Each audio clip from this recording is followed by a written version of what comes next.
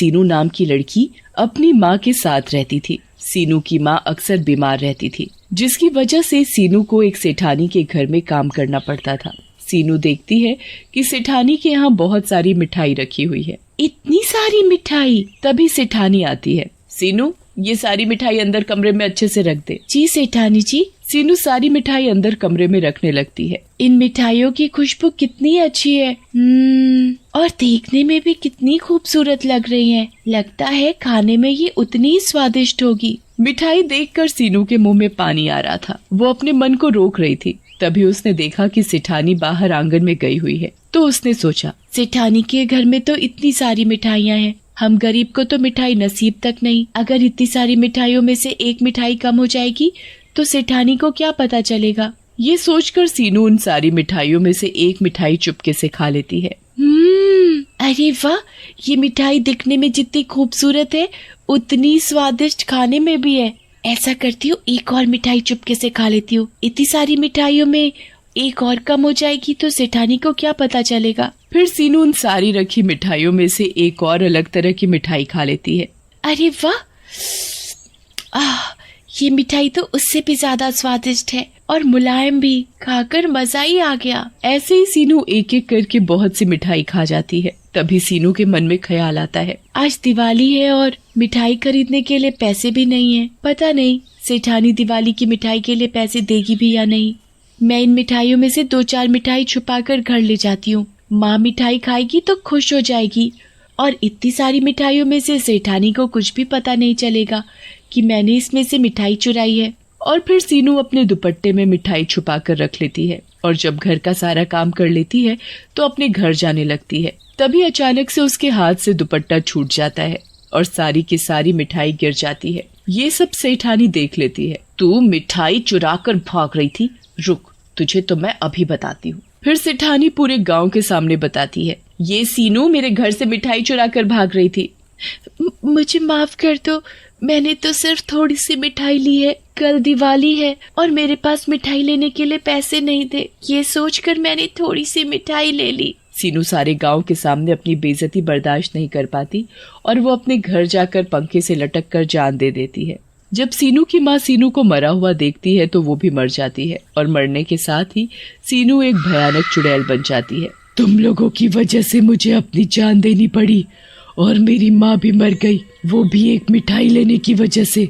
अब मैं तुम सभी गाँव वासियों को मिठाई खाने के लिए तरसा दूंगी। और फिर ऐसे ही 1 साल बीत जाता है और फिर दिवाली का दिन आ जाता है। गांव के सभी लोग दिवाली की तैयारियों में लगे हुए थे। सभी गांववासी तरह तरह की मिठाइयाँ बना रहे थे। तभी चुड़ैल वहाँ आती है। अरे वाह, आज दिवाली के दिन सभी गांववासी तैयारी में लगे हैं और तरह तरह की मिठाइयाँ भी बना रहे हैं। अब आएगा मजा जब इन्हें मिठाइयाँ खाने के लिए नहीं मिलेंगी। और फिर जब सभी लोग अपने अपने काम में लगे हुए थे तो चुड़ैल छुपकर सभी गांववासियों की मिठाइयाँ चोरी करके खा जाती है। अरे वाह, मिठाई खाकर तो मजा ही आ गया और जब इन्हें मिठाइयाँ नहीं मिलेंगी तब तो मुझे और भी मजा आएगा। और फिर कुछ देर बाद सेठानी कमरे में मिठाई लेने जाती है तो हैरान हो जाती है। मेरी मिठाई? अरे मेरी मिठाई कहाँ गई? अभी तो मैं यहाँ रख कर गई थी, फिर मिठाई कहाँ चली गई? हाय रे, अब हम मिठाई के बिना दिवाली कैसे मनाएंगे? सेठानी पूरे घर में देख लेती है पर उसे मिठाई कहीं नहीं मिलती और वो रोने लगती है। हाय रे, मेरी मिठाई ना जाने कौन चुरा ले गया। चुड़ैल सेठानी को रोता देख बड़ी खुश होती है। मुझे मिठाई चोर बोला था ना, मैं भी देखती हूँ कि तू दिवाली पर कैसे मिठाई खाएगी। ऐसे गांव के सभी घरों की मिठाई चोरी हो जाती है। कोई भी गांववासी दिवाली पर मिठाई नहीं खा पाता और फिर ऐसे ही उस गांव में जब भी दिवाली होती तो वो चुड़ैल सभी गांववासियों की जितनी भी सारी मिठाइयाँ होती वो चुरा लेती और खा जाती। गांव के लोग मिठाई को छिपाने की कितनी भी कोशिश कर लेते पर चुड़ैल सारी की सारी मिठाइयाँ ढूंढकर चुरा कर खा जाती। पर आज तक किसी को पता नहीं चल पाया कि सारे गांव की मिठाई आखिरकार दिवाली पर ही कौन चुराता है। कल दिवाली है और सभी गांववासी ये सोचकर चिंतित हो रहे थे। कल दिवाली है, पता नहीं इस बार भी दिवाली बिना मिठाई के मनेगी या नहीं। इतने साल हो गए दिवाली पर मिठाई खाए हुए, अब तो बस मिठाई की याद ही बाकी रह गई है। हम सभी लोग इतनी मेहनत कर कई मिठाई बनावत है, पर जाने कौन ससुर का नाती है जो हमार बनाई मिठाई चुरा के ले जावत है। अगर ऊ हमका मिल गवा तो हम ऊ की टंगवा ही तोड़ दे। हाँ सही कहा तुमने, गांव के सभी लोग तरस गए हैं मिठाई के लिए। चलो भाई चलो, चलते हैं। कल दिवाली है और बहुत सारी तैयारियां भी तो करनी हैं। हाँ हाँ चलो चलते हैं। फिर सभी लोग अपने अपने घर चले जाते हैं और दिवाली की तैयारियों में लग जाते हैं। पूरा गांव रोशनी से जगमगा रहा था। इधर चुड़ैल भी खुश हो रही थी। कल दिवाली है और इस बार भी मैं हमेशा की तरह गांव के लोगों की सारी स्वादिष्ट स्वादिष्ट मिठाइयाँ चुरा कर खा जाऊंगी। जब इन गांव वासियों को मिठाइयाँ नहीं मिलेंगी तब बड़ा ही मजा आ जाएगा। इन गांव वालों ने भी मुझे बहुत तड़पाया है। इन्होंने तो मुझे मिठाई चोरी बना दिया। फिर चुड़ैल दिवाली के दिन का इंतजार करने लगती है। उधर गांव के लोग सोच सोच कर परेशान थे कि इस बार भी कहीं उनकी मिठाइयाँ चोरी ना हो जाए। और फिर सभी आदमी अपनी अपनी पत्नियों से कह रहे थे, अरे भगवान, इस बार मिठाइयों को अच्छी तरह छुपा कर रखना, कहीं हर बार की तरह इस बार भी मिठाई चोरी ना हो जाए। अरे मैंने मिठाई ऐसी जगह छुपा कर रखी है उसे कोई भी नहीं ढूंढ पाएगा। फिर उस आदमी की पत्नी मिठाई को भूसे के अंदर छुपा कर रख देती है। गांववासी भी अपनी अपनी मिठाइयों को छुपा कर रख देते हैं और अपने काम में लग जाते हैं।